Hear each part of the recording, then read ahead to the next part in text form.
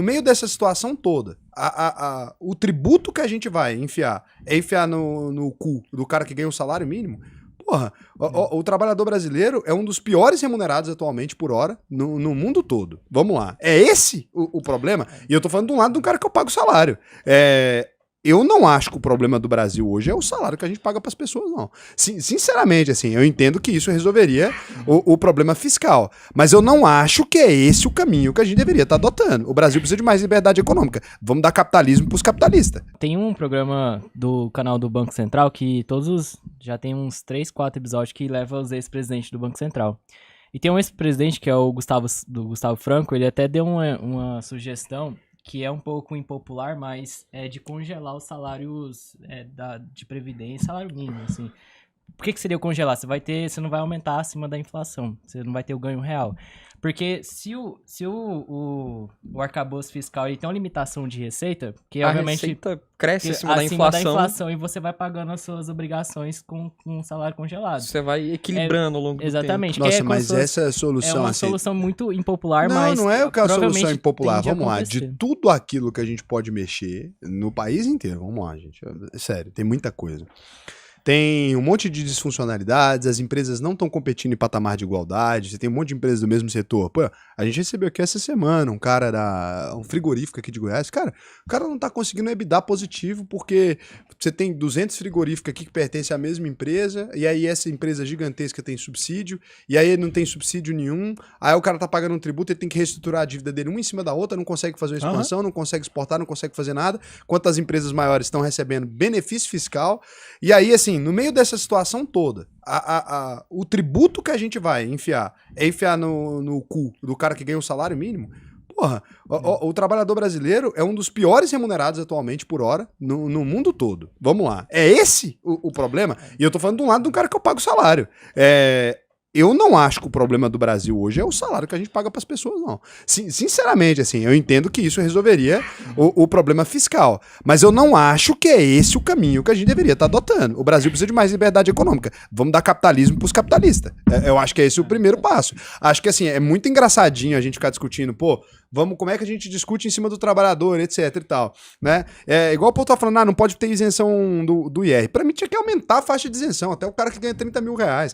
É uma loucura, precisa mexer nos benefícios estabelecidos lá atrás. Tem empresa no Brasil, cara, que tá aqui há 20 anos, ou tá aqui há 15 anos, e que praticamente não paga tributo. Tem empresa que fatura 2 bi que paga menos tributo que a gente. Então, assim... tem que ser discutido isso aí. Então, e o ponto e aí tem gente que vai fazer alguns comentários muito engraçados, assim, que eu acho engraçado também, e de certa forma trágico, né? O CTT, ele tá aqui. O Bolsonaro ia reduzir a quantidade de municípios, já ia reduzir a máquina pública. Beleza, né? E por que isso não foi feito? Se o Bolsonaro fosse a resposta, se o presidente da República fosse a resposta, gente, né? A gente teve dos dois, concorda? A gente tava agora com o Bolsonaro e a gente tá se encaminhando já pro final do governo Lula. Os dois... eles demonstraram que existe uma incapacidade de ambos de solucionar esse problema. O mundo não era uma maravilha e não estava se encaminhando para uma solução no governo Bolsonaro. O mundo não ficou uma maravilha e não está se encaminhando para uma solução no governo Lula. Até porque, independente se eles fossem competentes ou não, e nem creio que o sejam, mas se eles fossem competentes ou não, não seria possível fazer. Não é assim que funciona o Brasil. Cara, vocês toda a vida discutem o Bolsonaro e o Lula e continuam não discutindo a Câmara. Continuam não discutindo o Senado.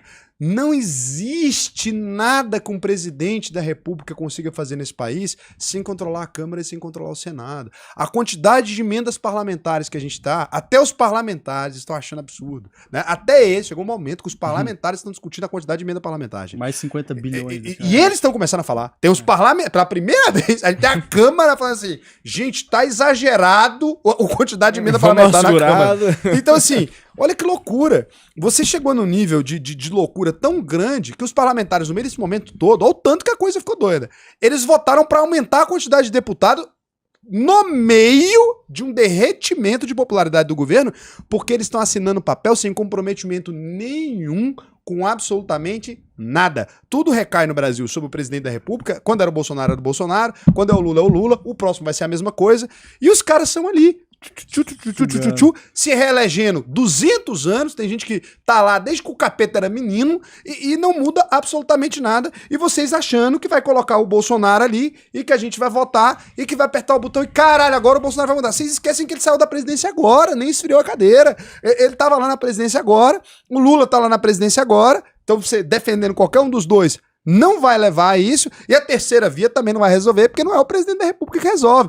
Ou a gente compreende que esse mecanismo, do jeito que ele tá, não tá funcionando, e é só um negócio performático que a gente vai parar em algum lugar, ou não dá, cara. É porque assim, olha que discussão rasa, a gente tá até agora, né, discutindo ainda Bolsonaro e Lula, quando já se mostrou que não tem governabilidade. O Bolsonaro também não tinha. O Bolsonaro teve que fazer um monte de emenda parlamentar para governar também. Então esse modelo, né, o presidencialismo de coalizão que a gente tem no Brasil, que é um jeito que você precisa juntar todo mundo e todo mundo concordar, não tem muito o que fazer. E não adianta, né? Pode colocar, gente, o cara mais bem disposto, pode assim ganhar, eu nem sei quem é esse cara. Vamos supor que você pega todas as qualidades que você acha que o Lula tem e todas as qualidades que você acha que o Bolsonaro tem, coloca os dois. Tudo isso. Então um cara que tem certa popularidade, com que gosta do pobre, que não gosta do pobre, que tudo, que favor dos empresários, só que você pega o cara perfeito e coloca lá que nunca mentiu, que nunca desviou R$1. Ele ia perder o mandato em 2 meses. Porque se um cara realmente ele tiver lá em cima, no mandato agora, e tem entrevista do Bolsonaro falando isso em podcast depois aí, você vê lá, sem querer negociar, sem querer realmente, vou fazer do jeito que for necessário, ele cai, cara. Ele cai. Do jeito que tá hoje, não tem como. Então, a gente vai precisar de uma reforma. E é uma reforma séria. E o pior é que a gente não vai ter. Por isso que eu tô achando problemático, que não vai ter de onde tirar essa receita, que é o que vocês estão falando aqui. E a gente tá se encaminhando de novo para um ano eleitoral com as pessoas acreditando que vai votar e que vai mudar. Uma hora essa bomba vai estourar. Esse que é o ponto. Não vai. Pode não ser ano que vem. Não vai toda vez que chegar perto de estourar, eles vão fazer algum microajuste para não estourar. Você já teve, porque não sei, vocês nunca tiveram essa experiência, mas já teve um computador velho que tá estragando? E aí você vai ali, você formata ele, aí você arruma tudo, aí você dá um jeito. Aí 3 semanas depois ele dá pau de novo, né? Você tem que comprar só uma peça, você troca, daí você vai lá e coloca. Aí como o troço é todo cancerino, ela vai dar problema em outro lugar. É um carro velho, um trem velho. É assim. Porra, meu carro lá, eu tenho uma Caravan, lá de 70. Adianta, você pode trocar tudo. O carro é velho, o espírito dele tá problemático. Esse é o Brasil. Não adianta você trocar um deputado, 2 deputados, 30% dos deputados. Aí você vai lá depois e troca 2 vereadores, 5 vereadores, todos os vereadores. Aí você troca um prefeito, um governador, não sei lá o quê. A máquina tá problemática e não tem ninguém que é o salvador da pátria que vai conseguir resolver isso. Eles vão fazer a campanha. Aí vai vir lá o Caiado falar, eu resolvo a segurança. Aí vai vir o outro e falar, eu não sei quem é o Tarcísio, né? Falar, eu resolvo isso aqui, que eu sou o Bolsonaro que sou mais educado, né? Eu sou o Bolsonaro que não xinga. Aí vai vir o Lula e vai falar, não, é que agora o Haddad é o Lula novo, né? E agora a gente vai tentar, é o Lula 2, com mais disposição, com o companheiro Haddad, com o PV, comigo. Aí vem o Boulos falando, gente, a solução agora é radical, o meu radical é conciliar com o PT pra tentar ganhar a eleição. Então, não tem, fudeu. Esse modelo não vai rolar.